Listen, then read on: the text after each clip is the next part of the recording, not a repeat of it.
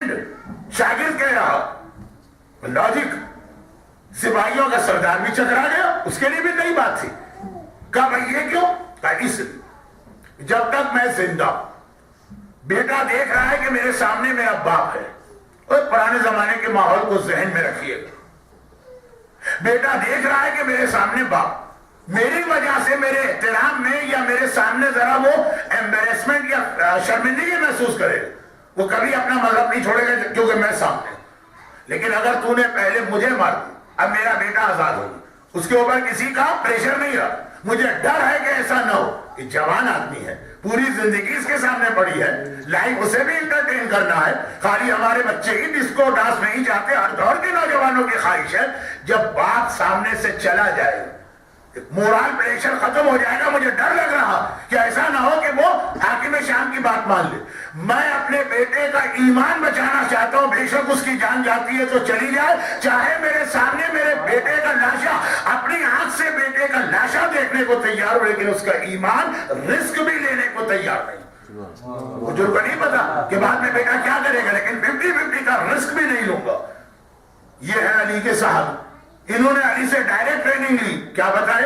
جان سے زیادہ اہم چیز ایمان ہوتی.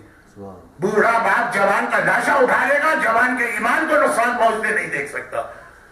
امام زمانہ مستر ہیں، خالی پاکستان اور افغانستان اور بحرین کے مومنین پہ نہیں، وہاں جان کو خطرہ. مغربی دنیا کے ان مومنین کرام کی حالت پر جن کی اولاد ان کے ہاتھ سے نکلی جا رہی، وہ بیچارے دیکھ رہے ہیں اور کچھ نہیں کر پا رہے ہیں. اور کچھ تو ایسے ہیں جن کی نگاہ میں یہ کوئی پرابلم ہی نہیں. امام زمانہ ذاقت الارض و منیت السماء اس کو کہہ رہے ہیں. ذاقت الارض مانے زمین تنگ ہو گئی. تنگ کا مطلب کیا ہے؟ کہیں بچنے کا راستہ ہی نہیں. وہاں پہ جائیں اپنے ملکوں میں تو مال عزت جان جا رہی، دوسرے ملکوں میں آئے تو ایمان جا رہا. اس کو کہتے ہیں تنگ ہو جا رہا، ادھر جا سکتے نہ ادھر جا سکتے. مسئلہ صرف یہ ہے کہ ہمیں ہماری نگاہ میں اس چیز کی کوئی اہمیت ہو. سیریا جانے والے، زینبیہ کی زیارت کرنے والے، حجر ابن عدی کو سلام کرنے والے پیغام تو لیں کہ حجر کا پیغام یہ کہ اپنی اولاد کے بارے میں ہمیشہ پریشان رہنا، لیکن خالی اولاد نے خود بھی تو مسئلہ بھی اولاد کا نہیں، اپنا بھی تو ایمان ہے. کیسے حجاب والے گھروں میں بے حجابی آ گئی ماحول کی وجہ سے، کیسے نمازی گھروں میں نماز کا نام و نشان اٹھ کے رہ گئے. دیکھیں کچھ تو خاندان فخر کے ساتھ کہتے ہیں. میں رضویہ سوسائٹی کی مسجد میں کھڑا ہوں، نماز مغرب اور عشاء کے بعد ایک چھوٹی سی 15 منٹ کی مجلس میں نے پڑھی. رضویہ سوسائٹی یا رضویہ کالونی سوسائٹی کہیے، وہ کراچی والے سب اس کو جانتے ہیں. پہلے میں مسجد میں درس دیتا تھا، بعد میں پھر وہ مکتب اہل بیت بنا، لیکن مجلس ختم ہوئی. اب میری مجلس ہمیشہ سے ایسی ہی تھی. لوگ کہتے ہیں مولانا یہ آپ بچپنے سے ہی یہی اس طرح سے پڑھ رہے ہیں کہ یہ بات میں کوئی چینج آئی. جیسے اداکارہ کہتی ہے نا، میرا بچپنے سے شوق تھا کہ میں گلوکارہ بنوں، تو ہم تو بچپنے سے اسی انداز سے پڑھ رہے ہیں. تو انہوں نے مجھ سے سوال کہا ایک بار، وہ بہت مشہور شخصیت، یعنی بہت سلینگ لینگویج ممبر میں اچھی نہیں لگتی، تو قسم کی شخصیت ہے رضویہ کی. 2 جملے کہہ دوں گا تو ان کا تعارف ہو جائے گا جو وہ غیبت ہو جائے گی. یہ غیبت حرام ہے تو ممبر کی غیبت تو ڈبل حرام ہے. تو میں غیبت ان کی نہیں کرنا چاہتا ہوں. آنے کے بعد ہاتھ پہ لائے، بہت ایک ٹھور تھی ان کی، جو ایک پنجابی کا بہت اچھا لفظ ہے، ایک ٹھور تھی ان کی. مولانا سنیے، ہم نے اپنی پوری فیملی ہسٹری چھان ماری. بہت سے لوگ ایسے جن کے پاس پورا ان کا شجرہ محفوظ ہے. ہندوستان کا ایک علاقہ ہے امروہہ، وہاں کی کوئی بھی شادی ہوتی ہے چاہے پاکستان میں ہو تو باقاعدہ پورا شجرہ پڑھا جاتا ہے. کچھ بیچارے ایسے ہیں کہ جب انڈیا پاکستان تقسیم ہوا تو ان کا شجرہ ہندوؤں نے جلا دیا ڈھونڈ کے، باقی تو کوئی چیز نہیں جلائی، صرف شجرہ ڈھونڈ کے جلا. وہ اپنے اپنے پرابلم ہے، ہمیں کیا پتا، ہم تو نہیں تھے وہاں پہ. تو خلاصہ یہ ہے کہ انہوں نے کہا ہم نے پوری اپنی فیملی ہسٹری چھان ماری. الحمدللہ ہمارے خاندان میں 4 باتیں آج تک نہیں آنے پائی. اس جملے سے ایک اشارہ تو آپ کو مل گیا کہ سید تو نہیں تھے. سید تو یہ کہہ ہی نہیں سکتا کیونکہ سید کا خاندان امام سے جا کے ملے گا، تو امام کے بارے میں جملہ کون کہے گا جو. لیکن بہرحال اس سے زیادہ ان کا تعارف نہیں کرا. کہا 4 چیزیں آج تک ہمارے خاندان میں نہیں آئی اور ہم ہم نے اپنے گھر کی ایسی ٹریننگ کی ہے کہ قیامت تک نہیں آئیں گے، ان کا یقین۔ نمبر ایک، انہوں نے کہا داڑھی ہمارے خاندان میں آج تک کسی نے نہیں رکھی اور قیامت تک کوئی رکھے گا بھی نہیں۔ حجاب آج تک ہمارے خاندان میں کسی عورت نے حجاب نہیں کیا ہے اور قیامت تک کرے گا بھی نہیں۔ اب دیکھیں، میں نے کہا نا کہ سید یہ جملہ نہیں کہہ سکتا، کیونکہ اس جملے کا مطلب امام تک جائے گا کہ امام کے گھر میں نعوذ باللہ حجاب نہیں ہے۔ اور تیسری چیز انہوں نے کہی خمس۔ آج تک ہم نے کسی مولوی کو ایک ٹیڑھی پیسہ نہیں دیا ہے، راہ خدا میں خرچ کیا، اپنی مرضی سے خرچ کیا۔ خمس کے بارے میں کنسپٹ ہے نا کہ مولویوں نے تو یہ اپنا ایک روزگار بنایا ہوا، حلوہ مانڈا، محنت ہم کرتے ہیں، وہ گھر میں بیٹھے گاڑیاں خرید رہے ہیں، مکان بنا رہے ہیں اور شادیاں کر رہے ہیں، یہ ہمارے خمس کے۔ اور زیادہ وہ لوگ بولتے ہیں جنہوں نے $5 سے زیادہ خمس نہ دیا ہو، لیکن کچھ سمجھدار لوگ بھی بولتے ہیں لیکن ان کو تفصیل نہیں پتا۔ بہرحال میں تو ان کا۔ اور چوتھی چیز کیا گئی؟ ہاں، تقلید۔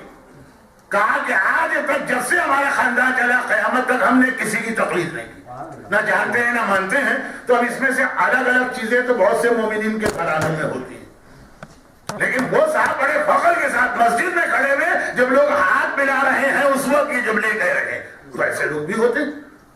تو مسئلہ خالی بچوں کے ایمان کا نہیں ہے، مسئلہ بڑوں کے ایمان کا بھی ہوتا کہ آپ جو ہے کتنے لوگ، اچھا انہوں نے تو بڑے فخر کے ساتھ کہہ دیے ہمارے خاندان میں کبھی نہیں آیا، لیکن میں جانتا ہوں کتنے ہی بڑے متقی پرہیزگار، اگر امام سید ہیں، امام کی اولاد ہے تو ان کے گھر میں بھی سیرت امام نظر آتی ہے، لیکن پھر یہاں آنے کے بعد تبدیلی آئی۔ وہ خاندان تو الگ ہو گیا جو کہ ہمارے یہاں کبھی یہ چیز ہی نہیں آنے پر، لیکن وہ خاندان جہاں پہلے چیزیں تھی ختم ہو گئی، تو اپنا بھی ایمان اور اولاد کا بھی ایمان۔ اور خاص طور پر اس میں جو بات آپ کو یاد رکھنا وہ یہ ہے کہ سب سے زیادہ جو دعا ہمارے یہاں مانگی جاتی وہ ہے ظہور امام کی دعا۔ دیکھیں باقی کوئی آدمی صحت کی دعا مانگتا ہے، دوسرا نہیں مانگتا، اس کا مسئلہ نہیں ہے۔ فی الحال صحت، ایک آدمی اولاد کی دعا مانگتا ہے، دوسرے کا مسئلہ الٹا ہوتا ہے کہ خدا بندہ روک دے کسی طرح سلسلہ، ہم تو سارے طریقے کر کے ناکام ہو گئے۔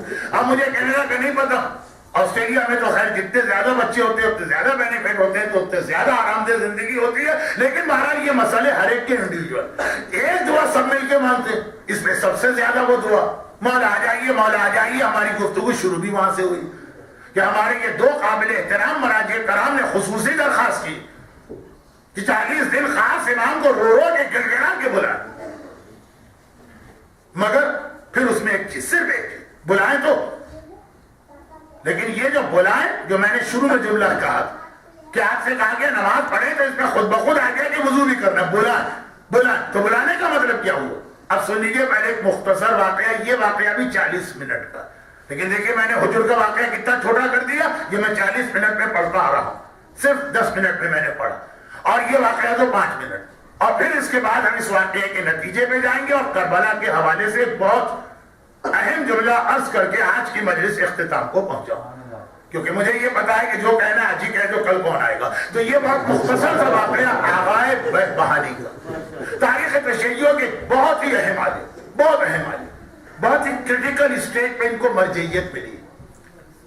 بعض مراجع ایسے ہوتے ہیں کہ ان کو ایسے موقع پہ مرجعیت ملتی، جیسے حضرت امام خمینی کی مرجعیت ایک ایسے کریٹیکل اسٹیج پہ تھی کہ اگر وہ نہ ہوتی تو اس وقت شاید اسلام کی تاریخ کچھ اور ہی ہوتی ہے اور اسلام کسی اور ہی پردے میں چھپا کے پیش کیا جا رہا ہوتا، جیسے شیخ مرتضیٰ انصاری کی مرجعیت، جیسے آقا ابو الحسن اصفہانی کی مرجعیت جو سیکنڈ ورلڈ وار میں تھی، ہٹلر بھی خریدنا چاہ رہا ہے اور چرچل، اور دونوں مراجع ناکام ہو گئے، یہ دونوں بڑی شخصیتیں ناکام ہو گئی، اپنے مومنین ذبح کر دیتے ہیں۔ لیکن یہ بات بعد میں آئے گی، ابھی اتنی سی بات، آقا بیبانی کا ٹائم پیریڈ بہت اہم تھا اور بہت عظیم شخصیت تھی علمی اعتبار سے، لیکن جب یہ کربلا پہنچے، بیبان ایران کا ایک شہر ہے، وہاں پیدا ہوئے، پھر کربلا ہے، تو ابھی تو کوئی نہیں جانتا یہ کون، ہر بڑا مرجع جب حوضے میں آیا نجف کیا کربلا تو اس وقت تو اتنی شہرت نہیں ہوتی، پھر وہ اپنی علمی ترقی، اپنا آئی کیو، اپنی ریسرچ، اپنا اشتہار پیش کرتا ہے، آہستہ آہستہ پھر اس کی ایک پرسنالٹی بنتی۔